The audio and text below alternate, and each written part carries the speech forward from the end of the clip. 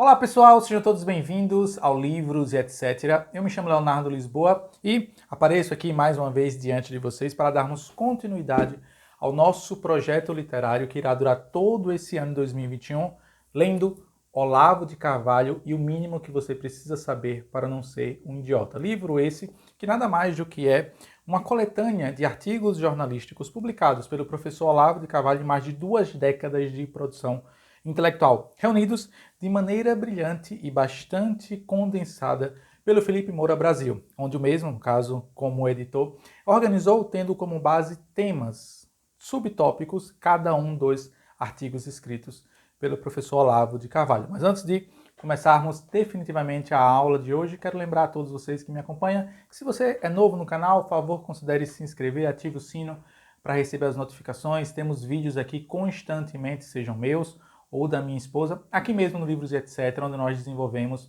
uma vida intelectual, pelo menos a tentativa dela. E assim, podemos de fato dar início à nossa aula, sempre lembrando os avisos paroquiais, que eu nunca posso deixar de comunicar a vocês que me assistem, que o livro pode ser adquirido no link aqui mesmo nesse vídeo, uma descrição, e ao fazê-lo através do link abaixo, de certa forma você vai estar ajudando o canal aqui Livros e etc., visto que agora somos um parceiro, somos um afiliado da Amazon. Também, um outro link importantíssimo que eu sempre deixo à disposição aqui na descrição a todos é a playlist com todos os vídeos anteriores. Se não me falha a memória, essa é a aula de número 18, ou seja, estamos caminhando quase aí para 6 meses de aula, onde semanalmente, às vezes às segundas e às vezes às sextas, eu apareço aqui diante de vocês para compartilhar uma brevíssima explanação a respeito dos artigos do Olavo de Carvalho contidos nesse livro. Pois bem, avisos paroquiais de sempre compartilhados com vocês, vamos dar início à nossa aula. Ainda,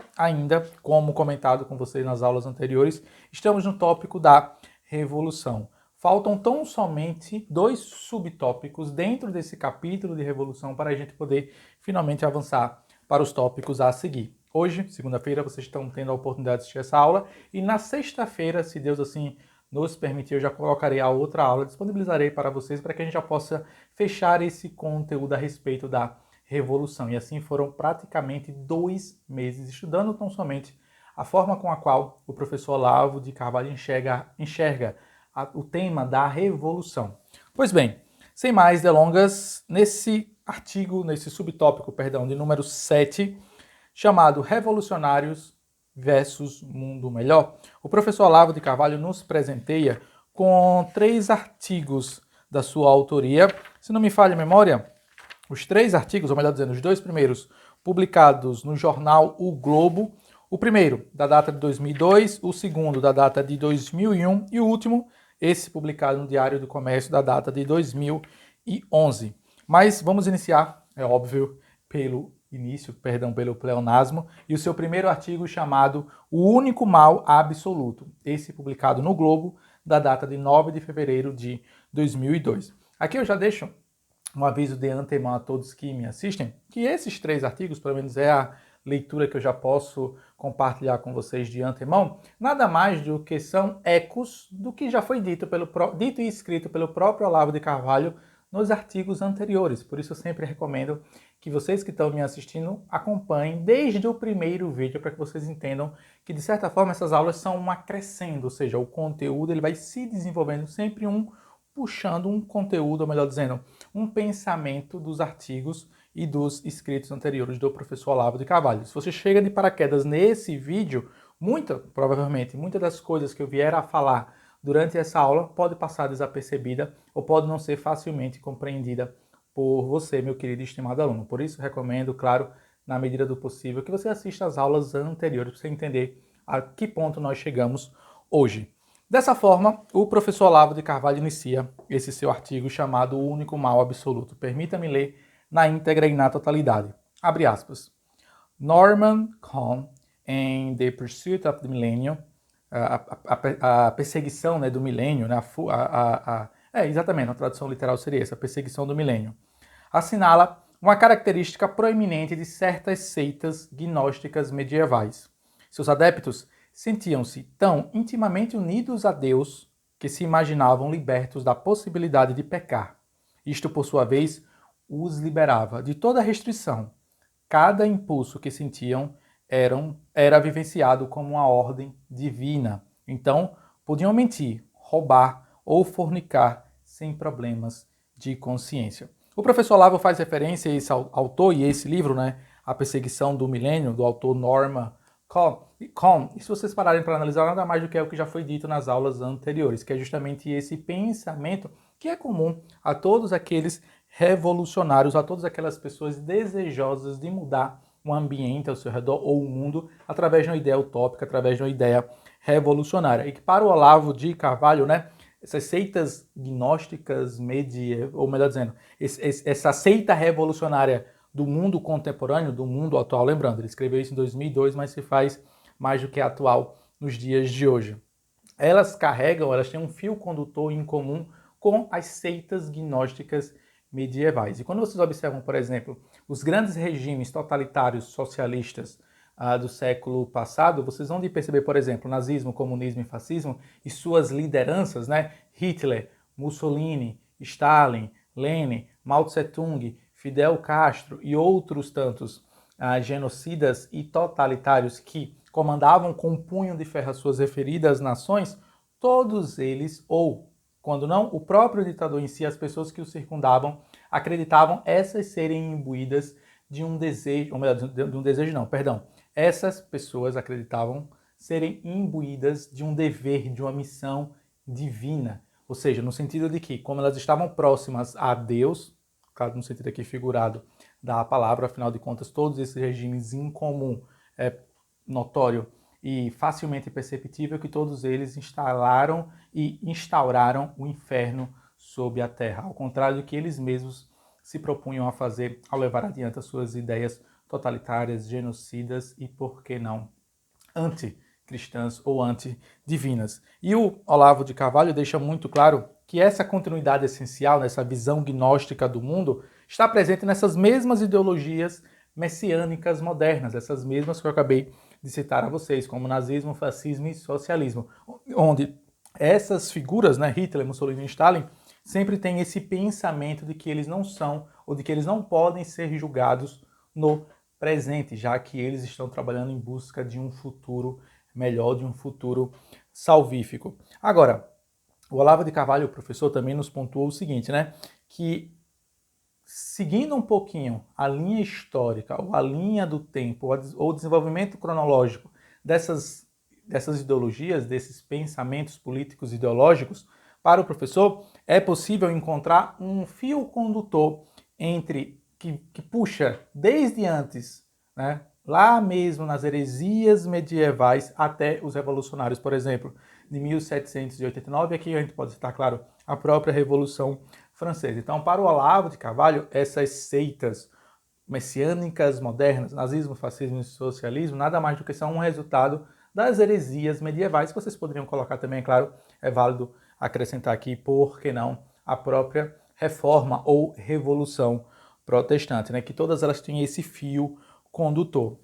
Agora, acima de tudo, o que o professor Olavo de Carvalho nos lembra de maneira muito brilhante, é que todas as pessoas que comungam desses ideais, sejam elas líderes importantes, generais, ou até mesmo pessoas que compõem o Politburo, até mesmo a gestão de determinado governo autoritário, tal como eu acabei de citar, especificamente falando dessas três figuras, o Hitler, Stalin e o Mussolini, mesmo que você não seja um dos líderes, o simples fato de você levar adiante essas ideias, ou de você ser um defensor dessas ideias, já o torna a ótica, né, divina. Ou seja, no sentido de que você se considera um ser mais bem preparado e mais bem disposto, digamos assim, a levar essa sociedade para alcançar o paraíso, né? Então é aquela coisa, né? Basta você seguir as ideias dessas tiranias messiânicas, dessa sistematização organizacional da sociedade, que essas pessoas se autoconsideram inimputáveis. Elas não consideram que elas são possivelmente julgadas nesse convívio terreno, por elas acreditarem justamente que elas estão levando a Terra rumo a um ambiente paradisíaco ou a um ambiente salvífico. E que muitas das vezes essas mesmas pessoas, ou quase sempre, essas pessoas que comungam, que professam essa fé política e ideológica, são as mesmas pessoas que têm comportamentos baixos e vis. São pessoas que querem levar a sociedade para um grau elevadíssimo, mas elas mesmas, na sua própria vida pessoal, na sua própria vida familiar, no seu próprio convívio familiar e a sua própria vida intelectual, ela é baixa, é vil, é imoral. No entanto, são as mesmas pessoas a irem a público e se autoafirmar como sendo seres nobres ou da mais alta estirpe moral, filosófica, político e ideológica. Então, vocês percebem aqui que é justamente essa reflexão que o professor Olavo de Carvalho nos convida a fazer. E ele traz aqui um exemplo muito claro dos marxistas, né? Que mesmo após a derrota de Hitler, né, no final da Segunda Guerra Mundial pelos aliados, os mesmos... exatamente, né? Que após a derrota de Hitler, né, após a derrota dos nazistas pelo exército dos aliados, os marxistas, os mesmos marxistas, que de certa forma ajudaram o próprio pensamento nazista a chegar ao ápice que chegou do assassinato sistemático de milhões e milhões de judeus. Uma vez derrotado o nazista, agora os marxistas puxam para si mesmo uma glória e um louvor imerecida. Porque é válido pontuar aqui a todos vocês que me assistem. Hoje se sabe, graças a documentos oficiais de primeira ordem, que os nazistas e os marxistas e os regimes comunistas, os regimes socialistas, todos eles comungam do mesmo ideal. É claro que a gente pode entrar aqui naquela discussão se o nazismo é de direita ou de esquerda, e não é meu interesse fazê-lo, não por hora. Isso seria uma aula certamente muito mais elaborada. Quem sabe no futuro eu assim o faça. Mas o ponto é, nazismo, fascismo e comunismo, todos eles carregam a mesma raiz autoritária, genocida e que acaba por perseguir as mentes discordantes. Então, nada mais estranho do que os mesmos marxistas, porque afinal de contas devemos lembrar que críticas fundadas devem ser feitas a Hitler e com toda a razão, especificamente falando sobre o genocídio, né, pensado e arquitetado pelos nazistas que levaram à morte milhões e milhões de judeus.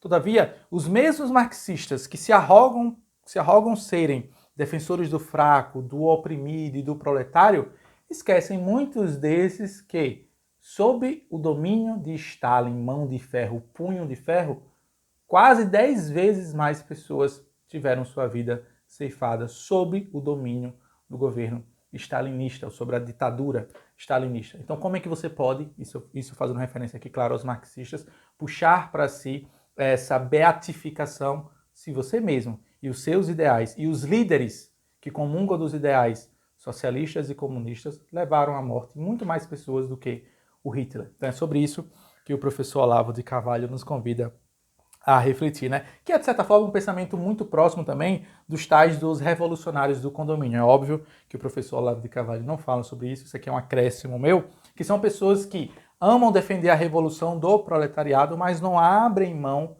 da sua bolha, de viver, por exemplo, em frente a um computador, numa sala com ar-condicionado, tomando vinhos caros, ou seja, elas defendem o proletário, mas não são aquelas pessoas, essas mesmas pessoas que defendem de maneira virulenta e até um pouco tanto quanto aguerrida nas redes sociais o ideal revolucionário, o ideal proletário, até mesmo o ideal marxista, essas pessoas não vivem uma vida proletária. Essas pessoas não vivem de fato o que é e não conhecem de fato a realidade de um proletariado, né?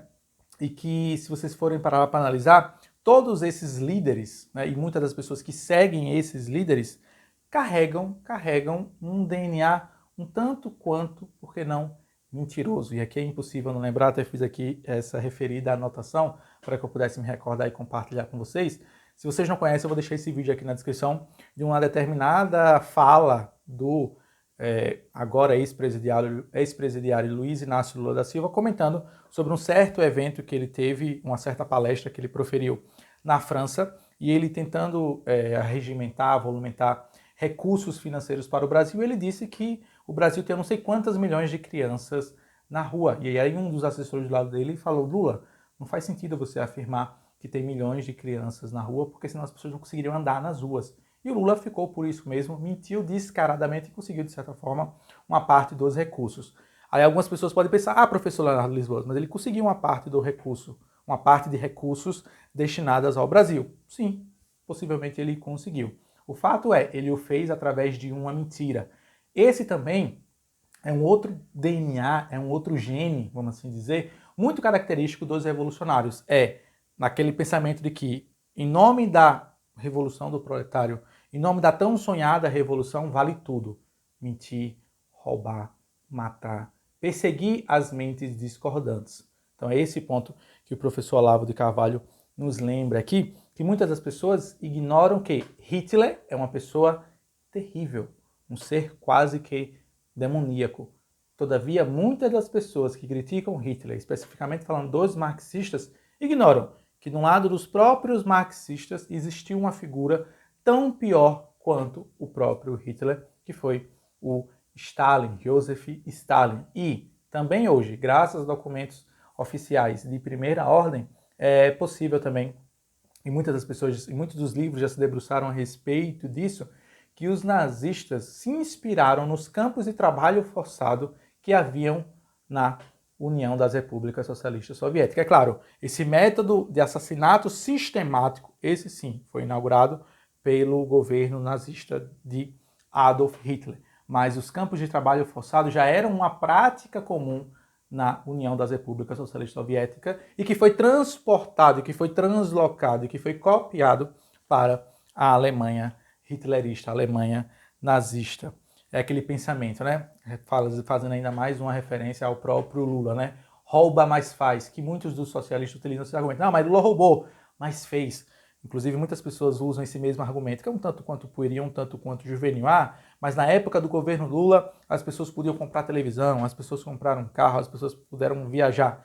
De fato, as pessoas puderam fazer isso, mas com uma base mentirosa, com a economia sendo sustentada na base da mentira. Tanto é verdade que uma vez caído, uma vez destronado toda essa figura messiânica do Luiz Inácio Lula da Silva, as mesmas pessoas que puderam, de certa forma, durante algum tempo, durante alguns anos, alcançar certas benesses materiais, econômicas e financeiras que não eram possíveis a elas antes, elas mesmas agora acabaram por se endividar e passar alguns meses tendo que pagar o pato, ou, com perdão da palavra, pagar o preço pela sua, digamos assim, pelo aquilo que ela acreditava ser o desenvolvimento econômico no governo Lula. E aí o professor Olavo de Carvalho, ainda falando sobre esse pensamento revolucionário militante, ele vai dizer o seguinte, ouçam com atenção, abre aspas, já o revolucionário militante, o malfeitor ideológico, quando exposto às provas inumeráveis de seus crimes sangrentos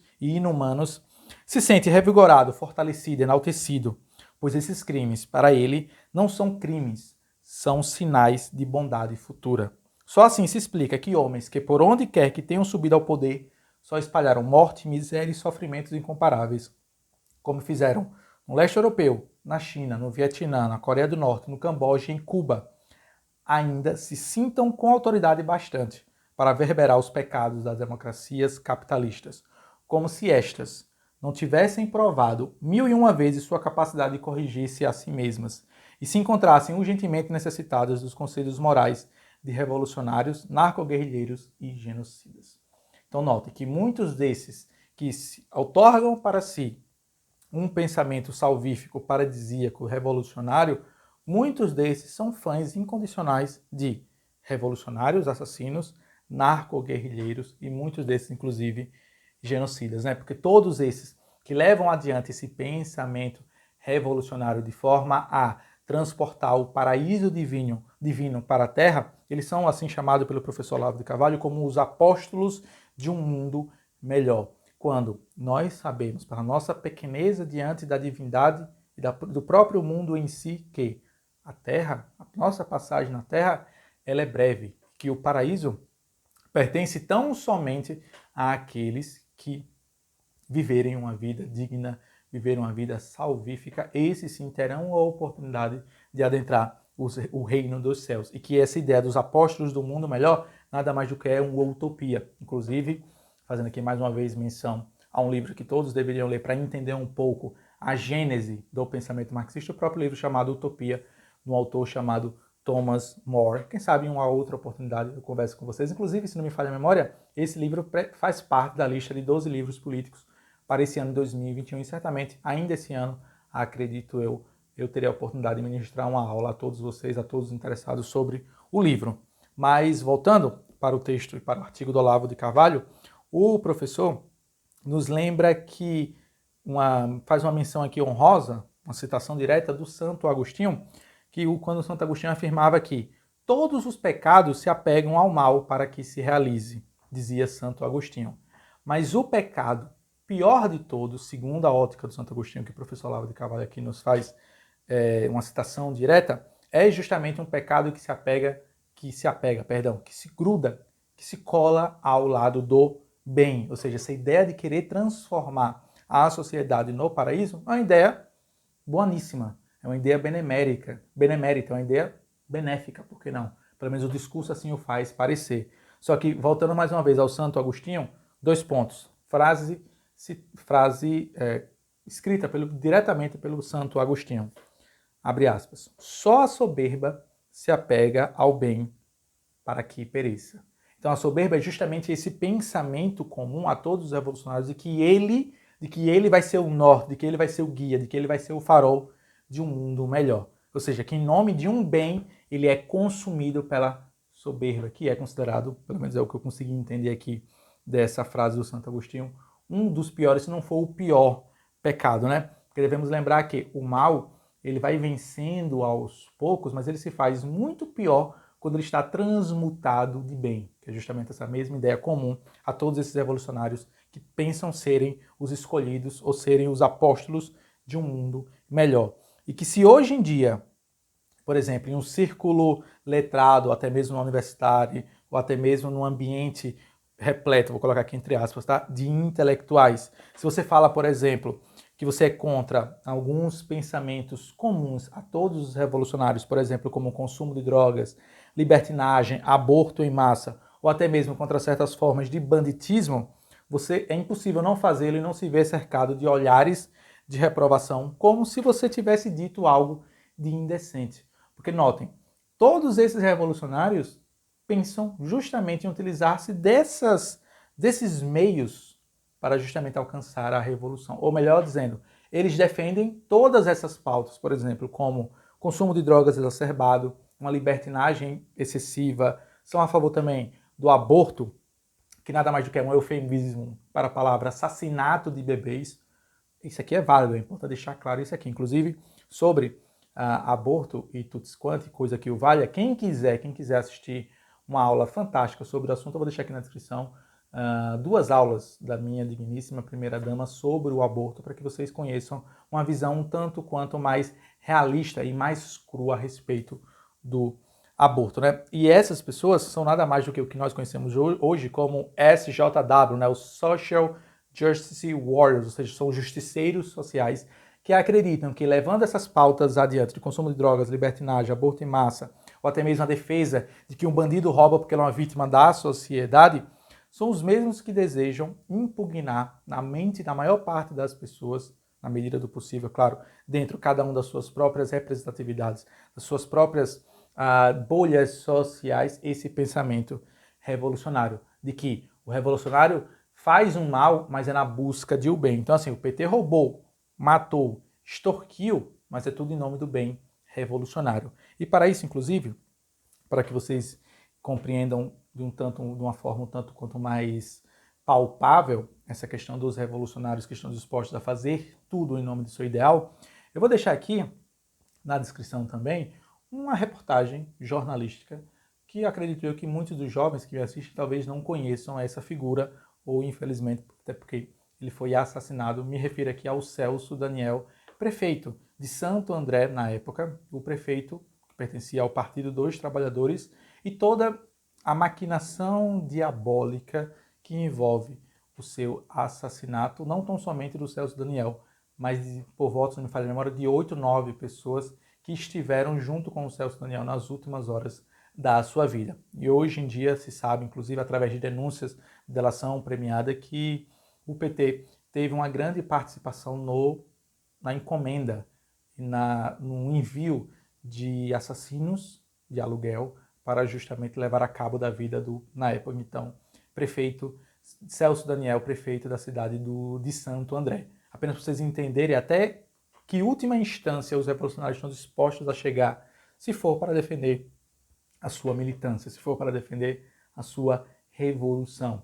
Devemos lembrar também aqui que existem vários momentos como esse, tanto recentes, outros nem tanto, de momentos em que a militância de esquerda, por exemplo, fecha os olhos para quando alguém da sua trupe, alguém da sua equipe, comete um engano, ou até mesmo sua racista, machista ou coisa que o valha. Isso também, segundo o próprio professor Olavo de Carvalho, demonstra mais uma vez como esses seres que acreditam serem apóstolos do mundo melhor não estão sujeitos às mesmas leis terrenas, tal como eu e você, por exemplo, estamos todos, né? E a mesma esquerda, por exemplo, que se levanta, que se avoluma-se de um certo, digamos assim, argumento político ideológico contra, por exemplo, figuras que são conectados com as ideias da direita, por exemplo, como Augusto Pinochet, um ditador que imperou durante muito tempo a punho de ferro aqui no país da América do Sul, no Chile, esses mesmos esquerdistas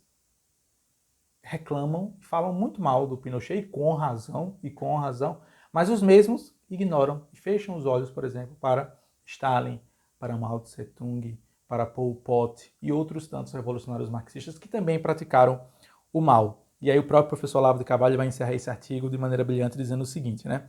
Abre aspas. Pinochet também não matou por dinheiro, matou por política. Mas isto não basta para beatificá-lo aos olhos do deputado. Não é qualquer motivo político que serve. Ou seja, Pinochet matou porque ele era mau, porque ele era cruel, porque ele era desgraçado. Agora, Stalin não. Stalin matou em nome da revolução. Che Guevara matou homossexuais, Che Guevara matou pessoas na ilha de Cuba em nome da revolução. Então, esses podem. Percebem a maldeza? Percebem a maldade presente nessa forma de pensar e nessa forma de enxergar o mundo? E aí o professor continua. A esquerda tem hoje, como nos tempos de Stalin, não apenas o monopólio da licença para delinquir, mas o monopólio do crime bondoso. Sequestros, torturas, homicídios não são maus nem bons em si mesmos, são relativos. Crimes podem ser condenáveis ou louváveis, conforme a gradação de pureza de seus pretextos ideológicos. A investigação é má em absoluto, porque é coisa da direita. Isso nada mais do que é o que nós conhecemos hoje na política como o monopólio da virtude, né? Para a esquerda, tudo vale. Para a direita, não. Essa tem que ser condenada, essa tem que ser execrada, essa tem que ser atirada no lixo da história. Mas se for em nome da esquerda, em nome do ideal revolucionário, em nome do ideal salvífico, ou seja, em ideal de um mundo melhor, aí pode-se fazer tudo, inclusive revoluções sanguinárias, genocidas, autoritárias e totalitárias. E assim, meus queridos e estimados alunos, eu concluo esse primeiro artigo e caminhando para o segundo, que é muito menor e dando por encerrada a nossa aula de hoje, que vai ser um pouco mais curta do que o natural, porque só são 3 artigos, eles são bem condensados. Vamos agora para o nosso segundo artigo, esse chamado A Transfiguração do Desastre, também publicado na revista O Globo, da data de 16 de janeiro, 16 de junho de 2001. Nesse segundo artigo, o professor Olavo de Carvalho inicia da seguinte forma, abre aspas, sempre que os esquerdistas querem impor um novo item do seu programa, alegam que é a única maneira de curar determinados males. Invariavelmente, quando a proposta sai vencedora, os males que prometia eliminar são agravados. O normal seria que, em tais circunstâncias, a esquerda fosse responsabilizada pelo desastre, mas isto jamais acontece, pois instantaneamente o argumento legitimador originário desaparece do repertório e é substituído por um novo sistema de alegações que celebra o fracasso como um sucesso ou como necessidade histórica incontornável. Ou seja, a esquerda tem como prática comum defender alguns avanços, vou colocar aqui entre aspas, ou algumas pautas progressistas que sejam incutidas e imputadas à sociedade na esperança de que elas vão melhorar a sociedade. Só que na prática o que se vê é justamente o contrário. E o professor Olavo de Carvalho comenta que a esquerda tem como hábito comum e recorrente de quando descobre-se que a ideia originária proposta pelos esquerdistas, pelos revolucionários, levou justamente ao contrário do que era a sua propositura inicial, a própria esquerda utiliza-se mais uma vez de um argumento retórico dizendo não, mas isso aí é um processo natural da própria revolução. E o próprio professor Olavo de Carvalho, inclusive, traz 5 pontos específicos explicando 5 exemplos, melhor dizendo, e eu quero comentar com vocês de maneira muito breve. O primeiro, o professor Olavo de Carvalho vai falar quando o Partido Comunista lançou seu programa de destruição das instituições familiares burguesas, ou seja, o que depois acabou se tornando o que nós conhecemos hoje como a tal da liberação sexual, no sentido de que os comunistas, aqui eu falo dos comunistas raízes, eram contra o homossexualismo, o sadomasoquismo, o fetichismo e etc. E os comunistas diziam que o homossexualismo, o sadomasoquismo, o fetichismo, eles eram produtos de uma educação patriarcal repressiva e que para isso eles deveriam eliminar a figura repressiva autoritária do pai. Pois bem, o que foi que aconteceu nos anos conseguintes, nos anos subsequentes, com a desestruturação do próprio núcleo familiar? Pelo contrário, o que se houve cada vez mais no número alarmantemente maior foi justamente o surgimento de mais homossexuais, de um fetichismo exacerbado e o próprio sadomasoquismo e outras práticas sexuais mais liberais. Porque se você não tem um núcleo da família, se você não tem um núcleo familiar forte, resistente e solúvel, ou dissolúvel, perdão, você justamente acaba abrindo brecha para que os jovens sejam guiados rumo a uma libertinagem, a um cenário de liberdade sexual quase que apocalíptico. O segundo ponto que o professor Olavo de Carvalho compartilha aqui diz a respeito dos abortos, né? Que a esquerda utiliza assim, um argumento, e até hoje, inclusive, esse argumento esse que foi utilizado, inclusive, na aprovação do aborto recentemente na Argentina, no país vizinho do Brasil, quando a própria esquerda diz, não, vamos legalizar o aborto para que as mulheres pobres, negras e carentes consigam abortar e não sejam vítimas de charlatães.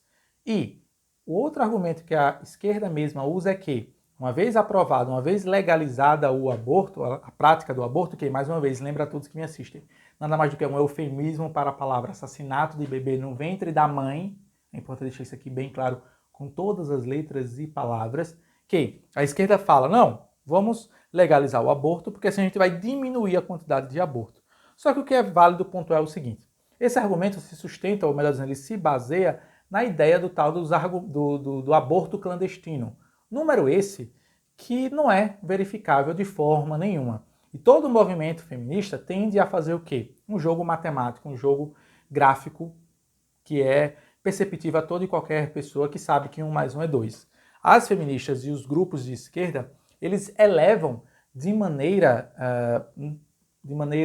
assim, inviável e impraticável no mundo real o número do aborto. Então, por exemplo, jogam-se o número para cima, dizendo que determinada nação praticam-se 500 mil abortos clandestinos por mês. Mas a pergunta que você deve fazer, e qualquer pessoa séria deveria se fazer sobre esse dado em específico, é que se o aborto é clandestino, logo ele é escondido, logo como é que se sabe o número exato?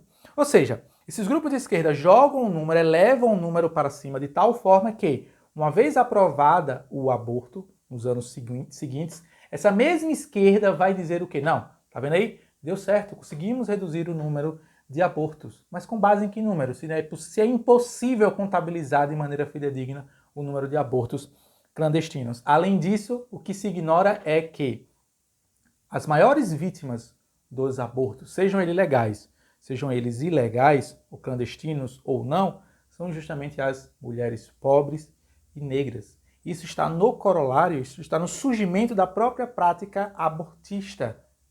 Foi assim que começou com a Planned Parenthood, com a Margaret Sanger e outras tantas feministas e outras tantas mulheres que levaram adiante essa ideia abortiva.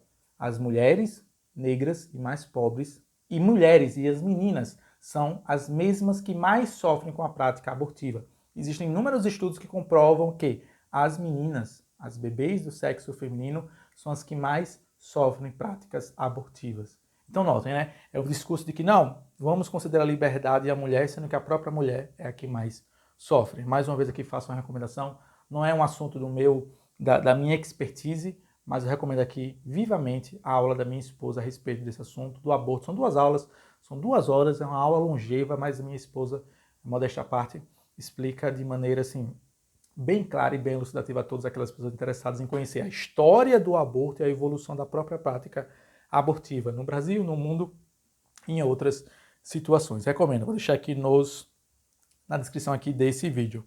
O terceiro ponto, os mesmos esquerdistas que utilizam-se, que defendem a ideia das cotas raciais ou ações afirmativas, são os mesmos que não, vamos oportunizar que os negros possam ocupar os espaços políticos, os espaços educacionais, os espaços empresariais, laborais, através de cotas, através de ações afirmativas, com o argumento de que os negros vão finalmente ocupar esses espaços. Todavia, o que se vê na prática é nada disso, é justamente o contrário. O que acaba por acontecer é muitos negros vão acabando perdendo as suas vagas, por quê? Porque outros grupos de minoria vão utilizando o mesmo discurso para que também para eles, sejam constituídas ações afirmativas ou até mesmo cotas raciais ou cotas para grupos de minoria. E que o negro, que era inicialmente o alvo das ações afirmativas das cotas raciais, perde cada vez mais o seu espaço. Para além disso, a própria tensão racial que estava no pensamento originário das ações afirmativas das cotas raciais de forma não, já que tivemos todo esse problema, temos uma dívida histórica para com os negros, vamos oportunizá-los a eles cotas ou ações afirmativas e assim dessa forma a gente diminui o conflito entre os negros e os brancos. Vou colocar aqui a grosso modo de maneira muito simplista. De fato, o que ocorre é justamente um acirramento dos conflitos políticos, ideológicos e étnicos entre esses dois grupos. Mais uma vez, esse é um assunto que demanda uma explicação muito mais concentrada, muito mais profunda, e para isso também eu deixo uma recomendação, dessa vez agora de uma aula minha, de um livro de um autor, cientista político americano, negro, chamado Thomas Sowell, que até hoje se sabe, foi o primeiro cientista político a se debruçar de maneira séria, por mais de 20, 30 anos, sobre ações afirmativas ao redor do mundo. Inclusive esse é o título de um dos livros mais famosos do Thomas Sowell. Vou deixar aqui na descrição uma das palestras que eu mesmo proferi no ano passado, ou ano retrasado, não lembro. Um desses foi, ano passado foi ano retrasado, sobre ações afirmativas aqui na Universidade Federal de Sergipe. Vou deixar aqui na descrição caso vocês queiram entender de maneira mais profunda esse raciocínio que o Olavo de Carvalho pincela aqui no seu artigo chamado A Transfiguração do Desastre. Ponto número 4. Isso aqui palavras do professor Olavo de Carvalho, quando, querendo destruir a tradição norte-americana, que considerava a educação um dever da comunidade, das igrejas e das famílias antes que do Estado, ou seja, esse é um pensamento muito comum aos protestantes, aos puritanos, a grande parte da sociedade americana.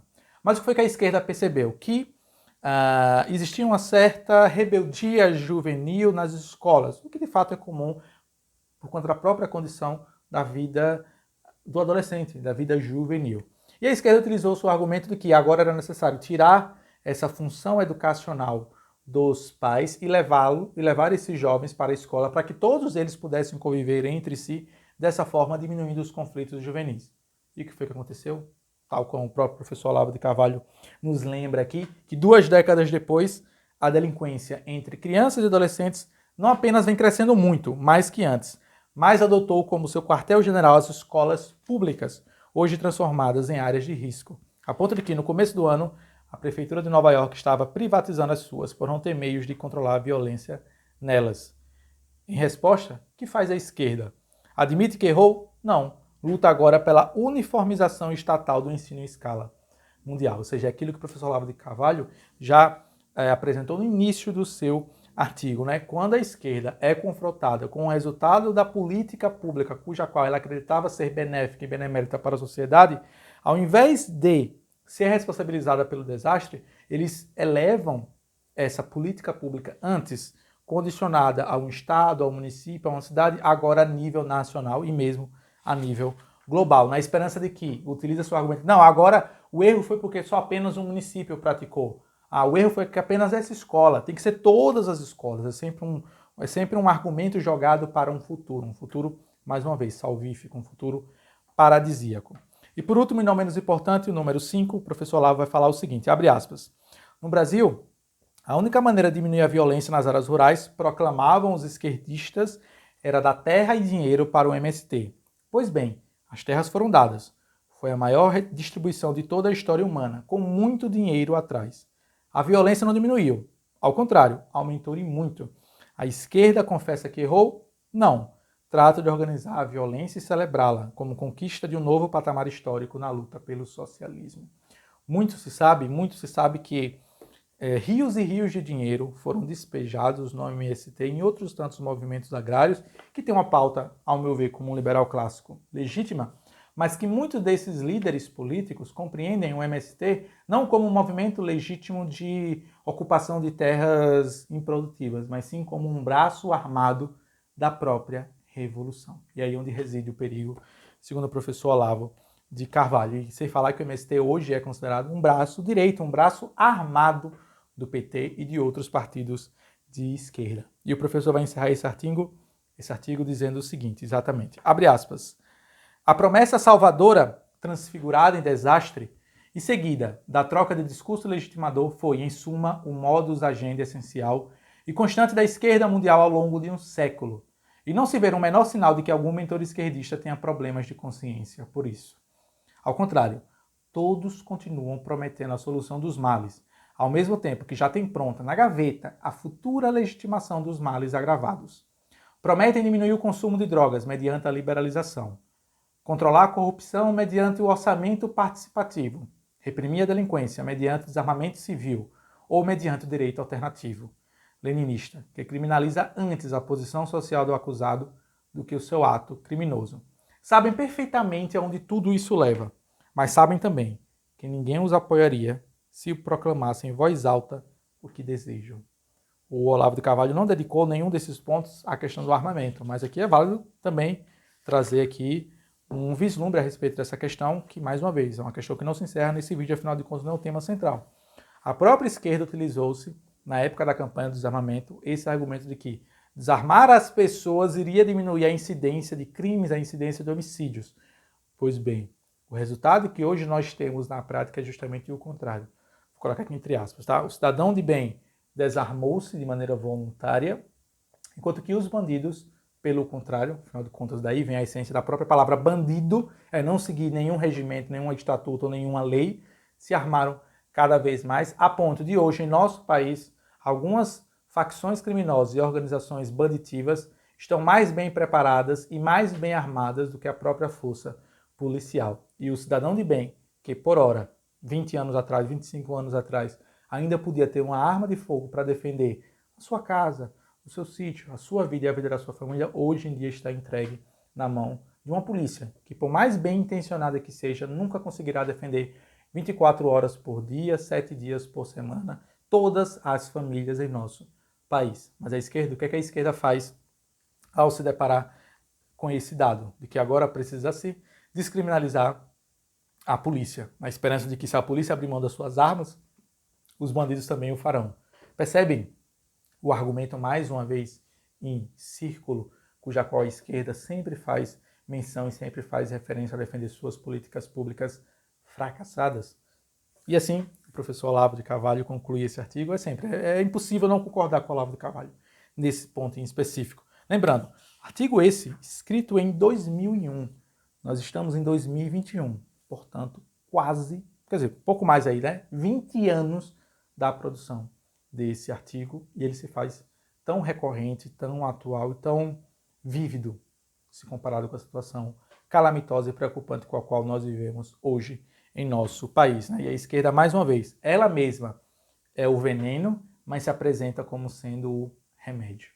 E o professor Olavo de Carvalho encerra dessa forma, e agora caminha de maneira muito breve para o último artigo, porque esse artigo, chamado Até que Enfim, publicado no Diário do Comércio de 21 de setembro de 2011, o professor Olavo de Carvalho vai fazer uma crítica aos jornalistas e à vida intelectual brasileira quando dá oportunidade, em uma determinada situação, quando os jornalistas finalmente descobriram um autor conservador britânico, filósofo, chamado Roger Scruton. E aqui encerro essa nossa aula de hoje de maneira muito salutar, lembrando a todos que me assistem que eu estava até fazendo as anotações dos autores e livros que o professor Olavo de Carvalho recomenda nesse seu livro. Eu estou na página 231, mas não sei por qual motivos, eu acabei me perdendo aqui, perdendo esse papel em algum lugar aqui da minha biblioteca, mas eu prometo a vocês que na oportunidade futura eu compartilho com vocês. E assim, é impressionante a quantidade de autores e livros que o professor Olavo de Carvalho faz referência, que segundo ele, os jornalistas e a academia brasileira